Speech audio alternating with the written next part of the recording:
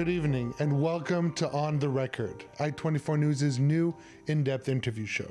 Every week, I'll be speaking with key experts and decision makers from Israel and around the region on the core issues concerning the Middle East.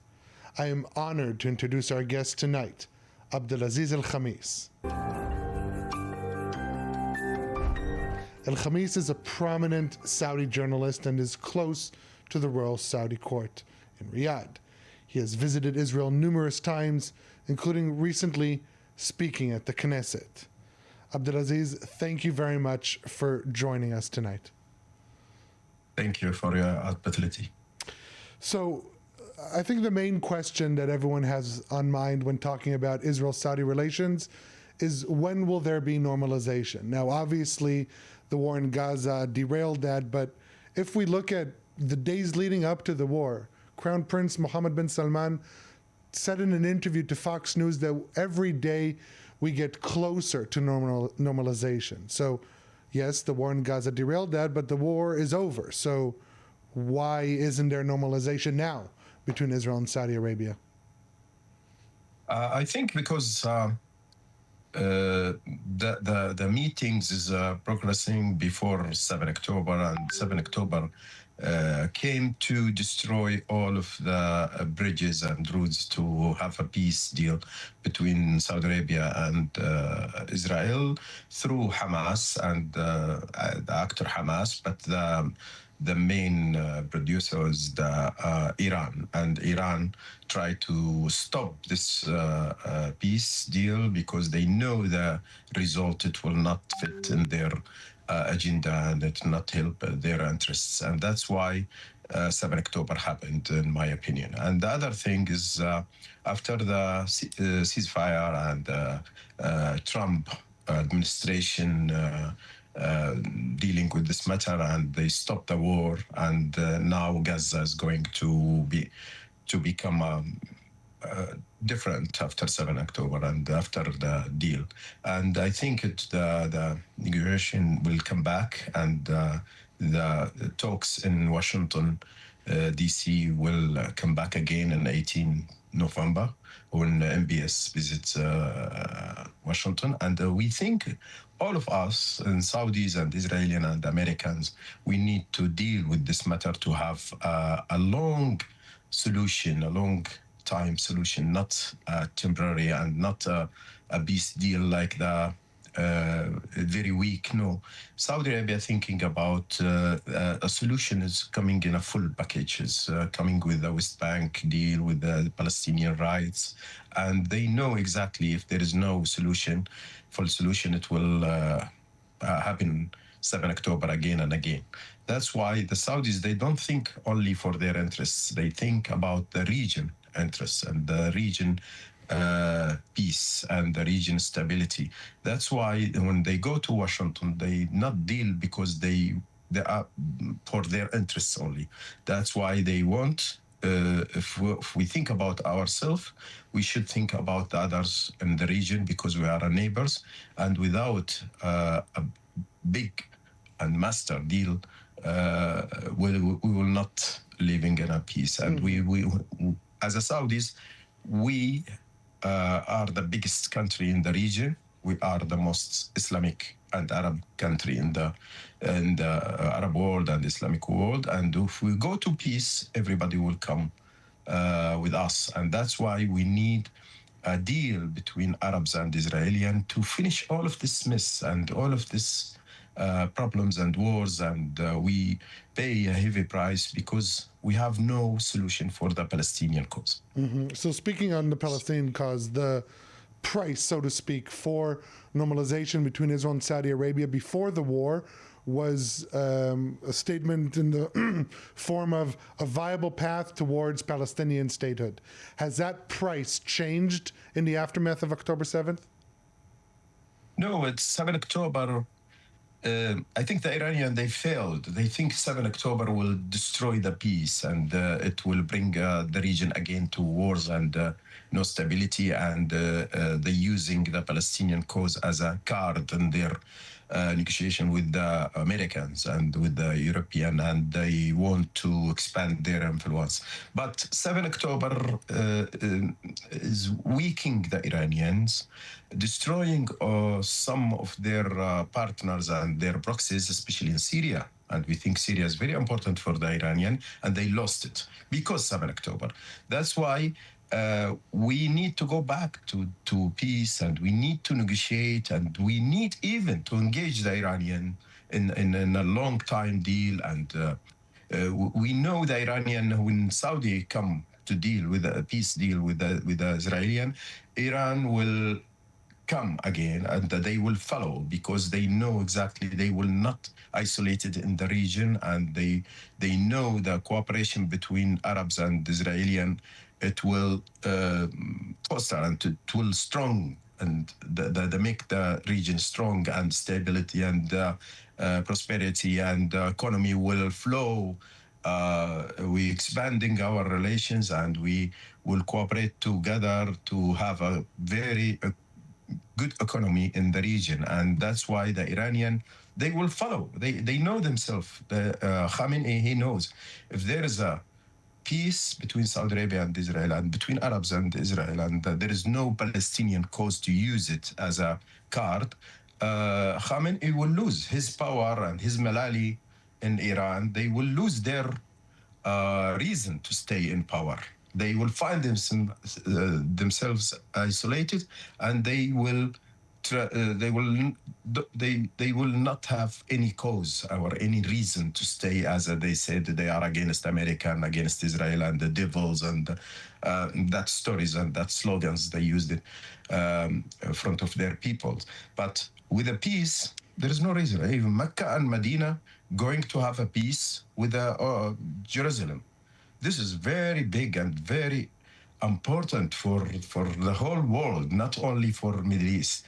And it will affect the Iranian and the Malali power, and will bring them to peace in the end of that. But when you say it will bring the Iranians, bring them where? Not to peace with Israel, obviously. You're talking about peace or security understandings with the region, with the Saudis, with the Gulf.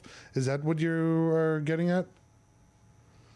No, that will bring them to peace, because if they want to stay in the power, and if they want to stay in the power, they need economy. They have very weak economy. They have a lot of problems.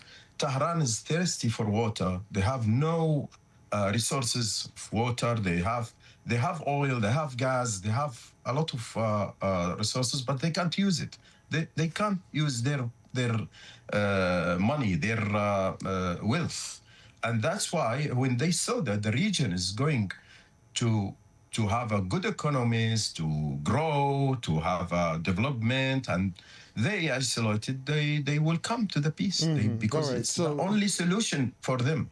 So that's the Iranians. But how would you describe briefly, if you can, the current relations between Israel and Saudi Arabia, even before normalization? How would you describe these relations?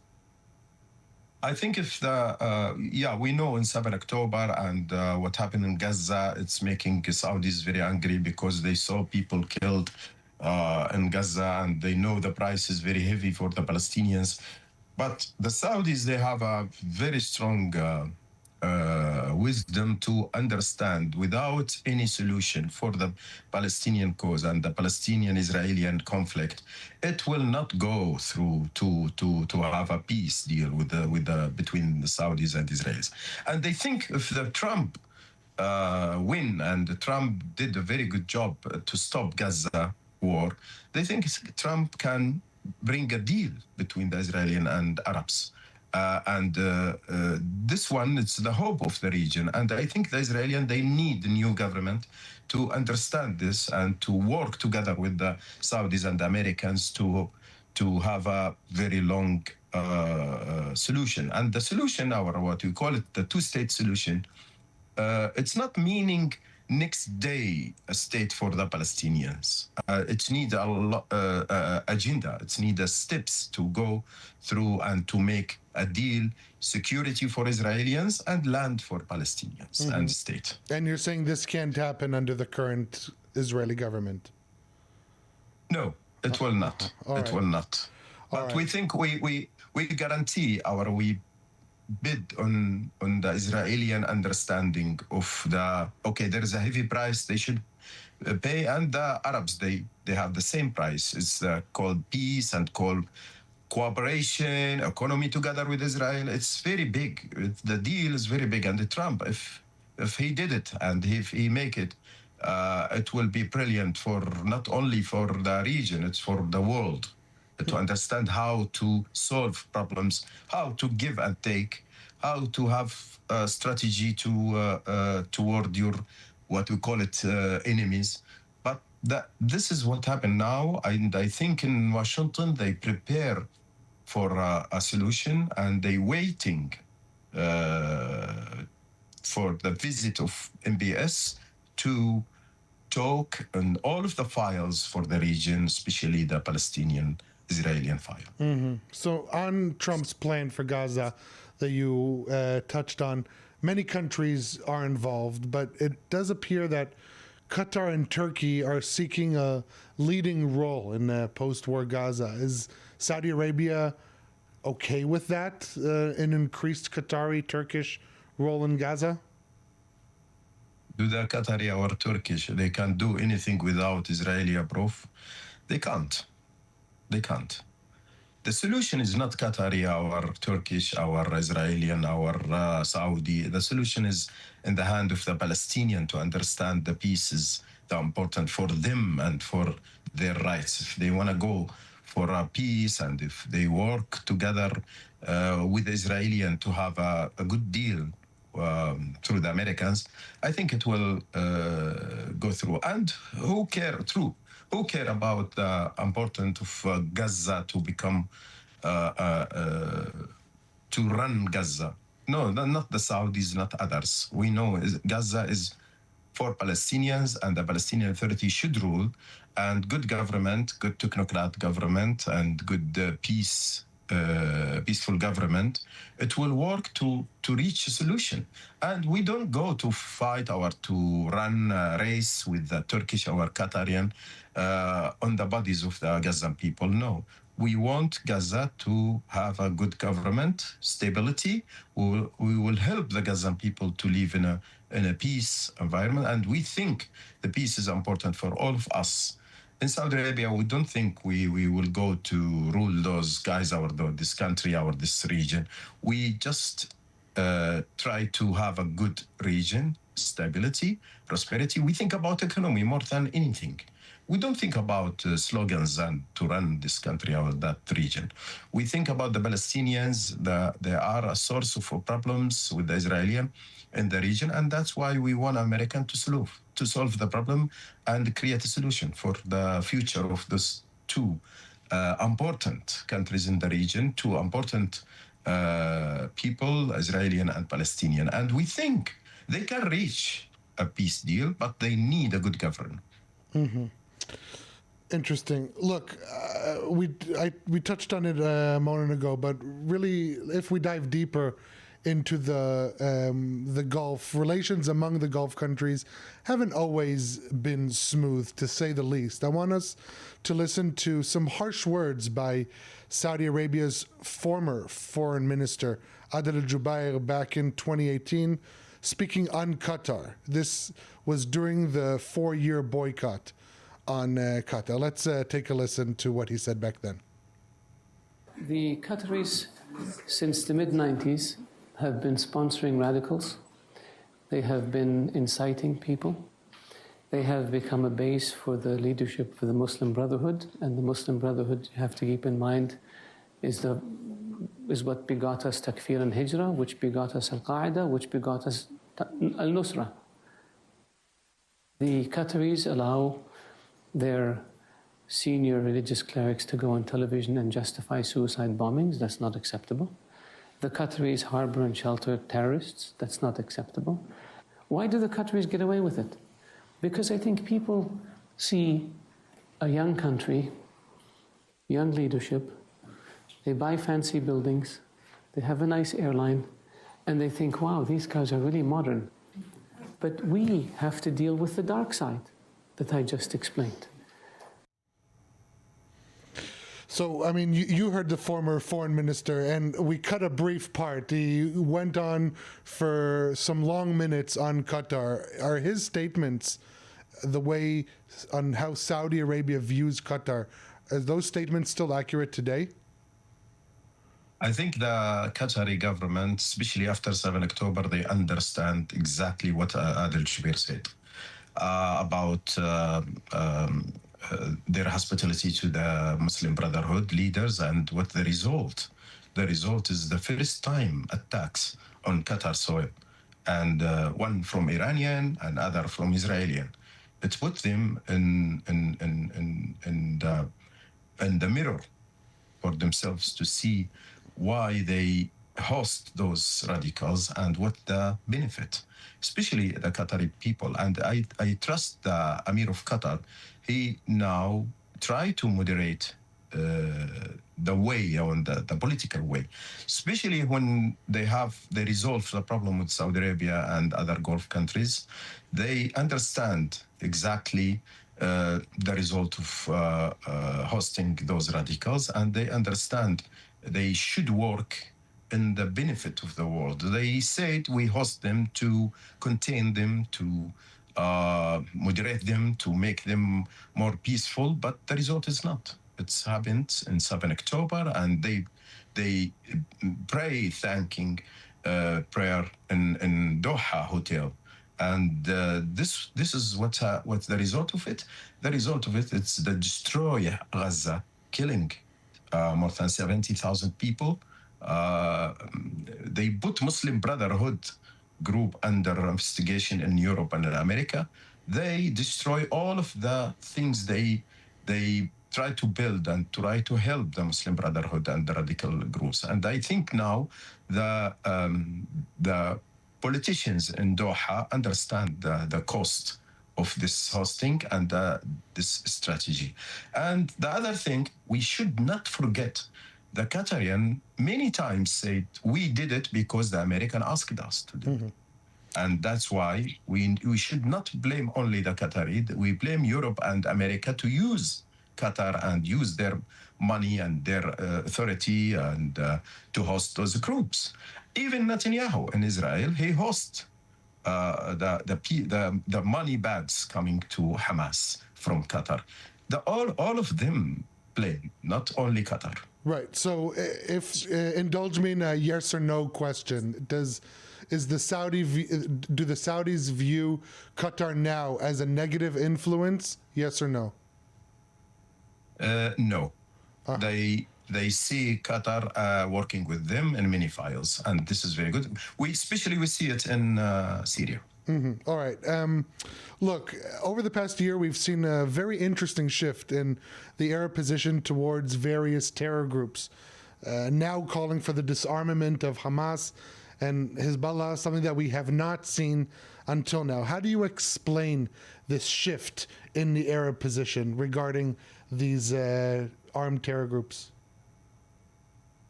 Truly, if I talk about the Saudi positions, our Saudi strategy always against arms in hands of outside the state control.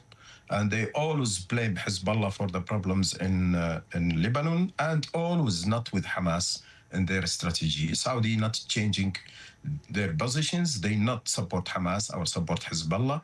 They try to strengthen the Lebanese government and Lebanese army and the Palestinian Authority. And they try to be against the radicals, try to stop their activity in their soil, and they always have a strategy against radicals. They are not. But Abdulaziz, sorry for interrupting, but in the 2002 Saudi peace initiative, there was no demand for disarming Hamas. But now there is a clear Saudi demand. So you do see a shift in the traditional position. I think the Saudis is in their Arab initiative when they created by King Abdullah, it's not going to the details. And that's why the Israelis always asking, they need more details and they need to understand the strategy of Arabs. And I think now, after 7 October, they discover where is the problem. And even not only the Saudis, all of us in the region, we discover the radicals is the problem, and we should contain them, and we should stop them and disarming them. And I think the Saudis now working very good with other countries to have a new Gaza. We know it's very difficult to disarm Hamas. We can go and fight against Hamas.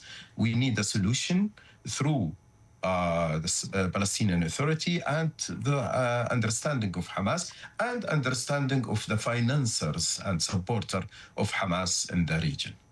So no more reconstruction, but more rehabilitation to change the mindset of the region. All right, let's. We should understand is that Saudi is always against radical and against political Islam and using the religion in the politics, especially from Muslim Brotherhood. And the Muslim Brotherhood is a terrorist group in Saudi Arabia, and anyone who supports the Muslim Brotherhood, who's Hamas, who's other groups, even Hezbollah, is under the law, and it will criticize, and it will go to the court to see his result. Yeah, no, this is a very interesting position. I do feel like this is a shift in the natural position, but maybe becoming more forceful and adamant against these terror groups. Let's move on. But let me tell you something, if I interrupt you. The Saudi Arabia is the first country in the region who cooperated with the Muslim Brotherhood in the 60s. In Jamal Abdel Nasser time, and they understand Muslim Brotherhoods and understand their threat. They start to working in Saudi Arabia before, and the Saudi authorities, they understand their danger activities, and that's why they are against them always. All right, important clarification. Now, moving on to the last part of the show, I want to do a quick rapid fire round. I will show you 3 pictures, and you answer briefly with the first thing that comes to mind. So let's take a look at the first picture. This is Crown Prince Mohammed bin Salman. MBS is the best for the Saudis. We're waiting for a leader like him for a long of time, who come and change many things, especially the rights, the society, put us in the good track for development and for a new Saudi Arabia. And now we have a new Saudi Arabia, and beautiful Saudi Arabia with a good future, with a good generation, happy to work hard with him. All right, let's move on to the next picture. This is Prime Minister Benjamin Netanyahu at the UN General Assembly, outlining basically the countries in the region to good countries and bad countries, or the curse and the blessing, as he described. He's right, and he knows the threat of Iran. Same like what in the region we have many problems, and he did very good job to contain the Iranian and to give them a lesson of power, and to explain to the region how they are very weak. And now the last picture, I think you may be connected to it. This is you speaking at the Knesset back in July. Yeah, I did it because I believe in peace, and I believe in we in the region as a cousins. We will work together in the future. If not today, it will be tomorrow. And I did it because I believe after many years talking with Israelis, they accept to talk, and they have a good soul to talk and to negotiate and to have them. And I believe in security of the Israelis and rights of Palestinians.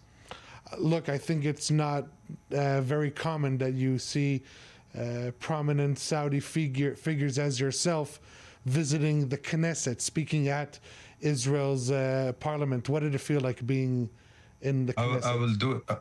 I will do it again and again and again. if there is a possibility, and if there a hope. We understand we live together in this region, and the Jewish people, they are not strangers to the region. Abdulaziz, very important words, and I think it's visits like this, conversations like this, that pose a first step towards integration, Israel in the region, and breaking down some outdated walls, I can say. Look, we could go on and on, and really every time I have a chance to speak with you, it is always a pleasure. That's all the time we have this week. I want to thank you again, Abdulaziz Al-Khamis, for your time and interesting insight. Join us again next week. Thank you for watching. Thank you for hosting me. Thank you. Thank you for hosting me. Thank you. Thank you.